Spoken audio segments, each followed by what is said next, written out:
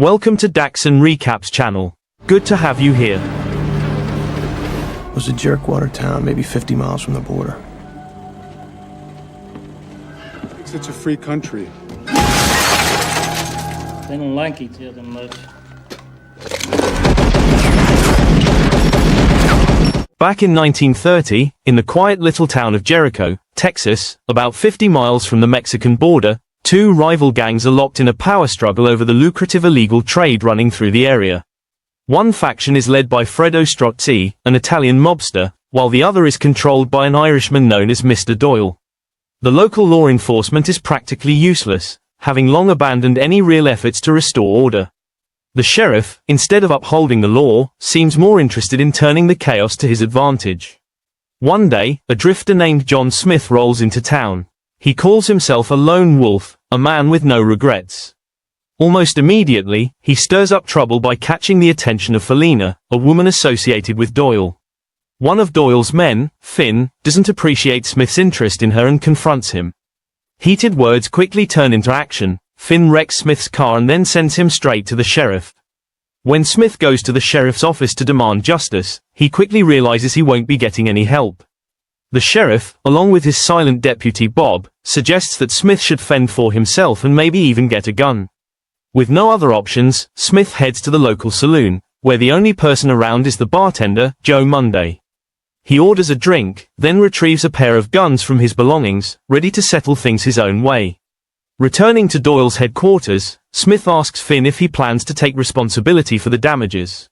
Finn, cocky and sure of himself, makes the first move, but Smith is quicker. He fires several shots, sending Finn flying across the street, dead. The rest of Doyle's men freeze as Smith turns his gun on them. Not long after, Strozzi takes notice of Smith and offers him a place in his crew. With his new alliance, Smith moves into a room in Strozzi's hotel, enjoying free meals and new connections. He meets Lucy, Strozzi's beautiful girlfriend, and learns about Hickey, a cold-blooded enforcer working for Doyle. During a dinner with Strozzi's men, Giorgio, Strozzi's hot-headed cousin, arrives late and immediately takes a dislike to Smith. Smith, unimpressed with Strozzi's leadership, soon starts doubting his ability to control things. Later, while spending time with a prostitute named Wanda, he finds himself the target of an ambush, but the attackers underestimate him. Smith takes him out with ease. It turns out Wanda was forced into setting him up, and when she panics, he knocks her out. Instead of punishing her further, he hands her over to the sheriff. Shortly after, Strozzi arranges a meeting at a remote diner in the desert, where they plan to intercept a shipment Doyle is expecting from Mexico at the border. Smith approaches Ramirez, a Mexican officer overseeing the convoy, and proposes a deal: betray Doyle's men in exchange for a cut. Ramirez agrees, leading to an ambush that wipes out Doyle's people. Later, Smith arranges for Wanda's release from jail and gives her money to escape town.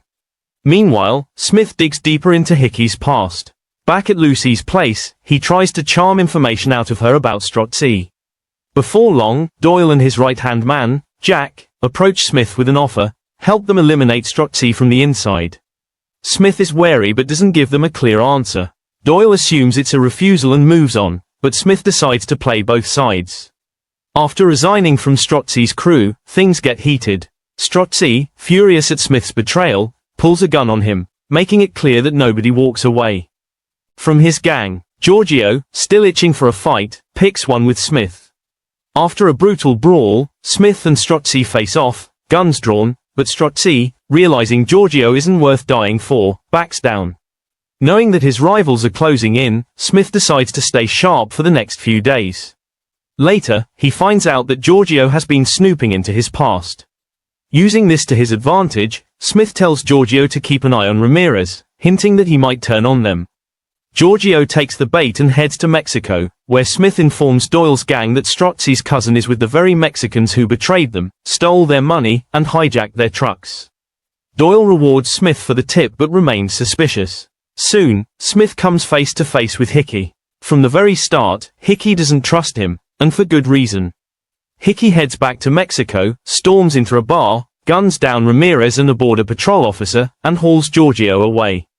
Meanwhile, Smith meets Felina at an old church to hear her side of the story. Back in Jericho, Captain Pickett from the Texas Rangers rolls in, warning both Smith and the sheriff that he's digging into the border officer's murder. He gives them 10 days before he returns with reinforcements, saying only one gang can stay in town. He tells Smith to get lost. Hickey returns with a plan. He offers Strozzi a deal, $100,000 and the stolen trucks in exchange for Giorgio. But Strozzi plays dirty, snatching Felina during the trade. They swap Giorgio for Felina, sparking a new round of tension. Later, Lucy tells Smith that Strozzi and Giorgio found out about her affair with him and punished her, even cutting off part of her ear. Feeling bad, Smith hands her $500 and tells her to take the next bus out of town. Smith decides to take Doyle's offer, demanding $1,000 up front. He hints that Strozzi is bringing extra muscle that night and that Felina could be in trouble again. Doyle panics and sends Smith to check on her. The place is crawling with guards, but Smith walks right in. The gang senses trouble, but before they can react, he opens fire, taking out everyone in his way. He helps Felina into a car and tells her to cross the border. Before leaving, she gives him a cross. Even though he should leave, Smith sticks around to break the news to Doyle. The next morning, Doyle arrives, heartbroken after believing Smith's version of events.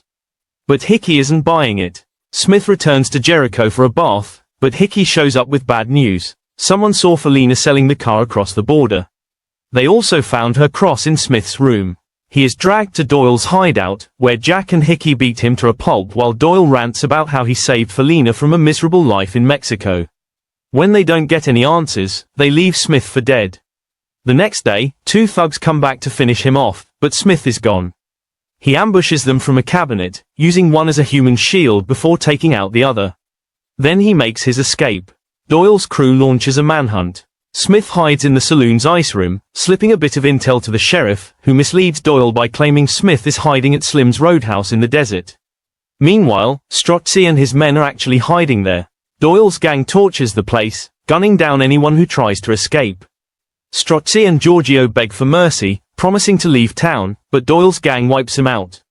Thinking Smith is dead in the fire, the Irish let their guard down. Smith recuperates in an abandoned church while Joe secretly sneaks him food and medical supplies.